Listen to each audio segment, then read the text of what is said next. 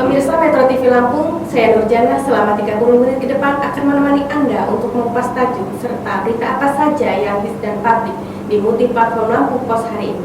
Dan saat ini sudah hadir bersama saya, Mustaan Basran, Askadi Pemberitaan Harian Umum Lampung Pos. Namun sebelum kita lanjutkan bedah tajuk kita kali ini, mari kita saksikan video editorial berikut ini.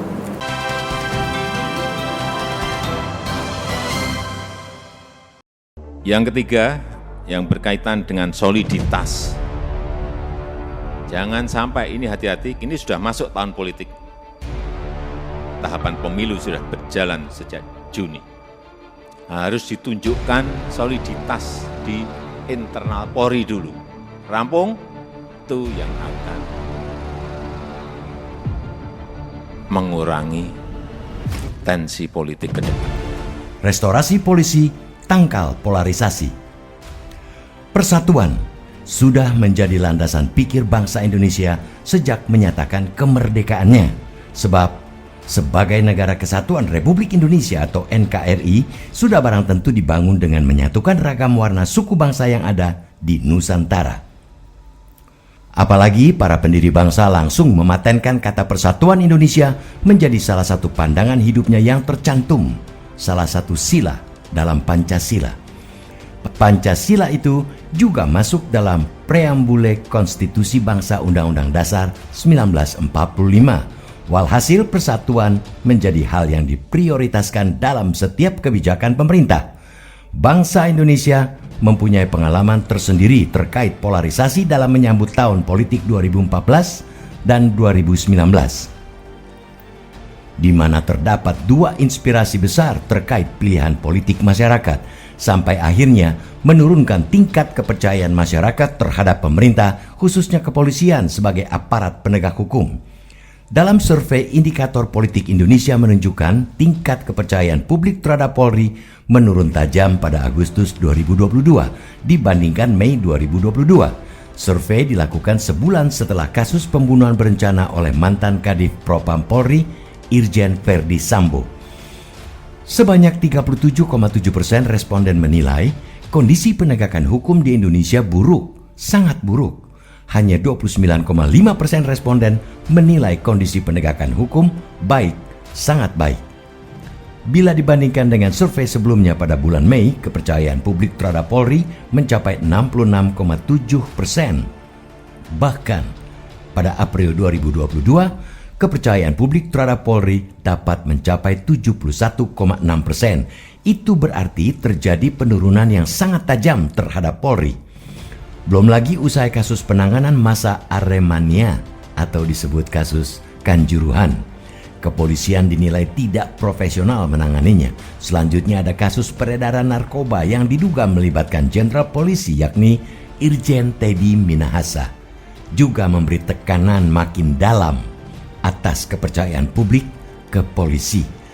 Dari data ini, yang kemudian juga diakui Kapolri Jenderal Listio Sigit Prabowo di hadapan Presiden Jokowi, keluar instruksi Presiden untuk jajaran kepolisian agar memperbaiki kepercayaan publik.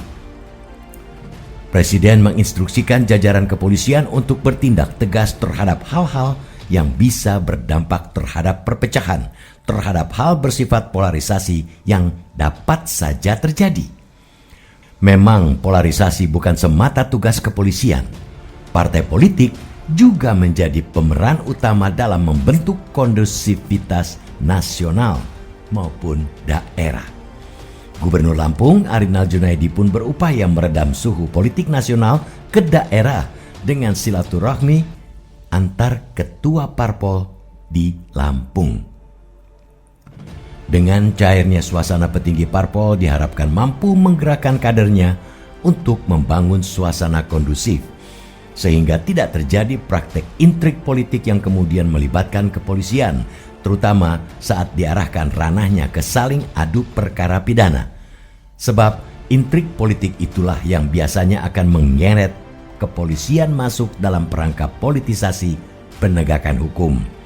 Untuk itulah perlu ada restorasi di tubuh Polri untuk menunjukkan bahwa setiap tindakan yang dilakukan secara profesional. Jangan sampai publik merasa penegakan hukum di Indonesia buruk akibat banyak petingginya melanggar apa yang harusnya ditegakkan mereka. Di tahun politik, ketegasan dalam penegakan hukum sangat diperlukan untuk mencegah adanya polarisasi kepentingan politik. Dan institusi terbaik yang dapat melakukannya adalah yang teruji kepercayaan publiknya.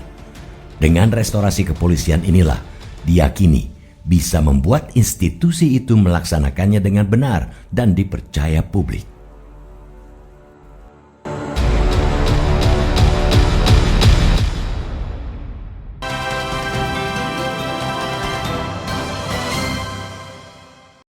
Oke Bang, apa menjadi sorotan tajuk Lampung Pos ini kali? Tajuk Lampung Pos kali ini bicara tentang restorasi Polri, itu Polri untuk menangkal polarisasi, apalagi sekarang menuju ke tahun politik 2024 nanti akan ada pemilu serentak, dan jadi memang polisi diharapkan bisa menyelesaikan segala masalah yang menimbulkan bibit-bibit perpecahan itu. Jadi mereka memang harus tegas dalam hal ini, tapi polisinya sendiri harus direstorasi. Iya betul. Mengingat sejumlah peristiwa yang akhir-akhir ini terjadi di tubuh Polri itu sendiri ya Pak. Nah, ketika kita berbicara polarisasi ya Pak, itu menjadi sebuah polemik yang terjadi di bangsa ini seperti itu. Iya betul. Nah, seperti apa Bang gambaran peristiwa yang pernah terjadi di perpecahan di negeri ini? Ya bagaimana dalam punya pengalaman 2 kali pasca demokrasi itu Indonesia sudah benar-benar seperti terbelah menjadi 2. Ya betul. Gitu. Jadi antara koalisi koalisi pemerintah dan oposisi itu benar-benar seperti 2 bagian yang saling bertolak belakang, seperti tidak bisa disatukan lagi. Padahal mereka dalam satu bingkai wadah negara Kesatuan Republik Indonesia yang seharusnya memang mereka harus sadar bahwa masing-masing pihak bekerja untuk memberikan kontribusi dalam pembangunan di Indonesia. Gitu. Jangan sampai oposisi kanan sini, koalisi pemerintah menuduh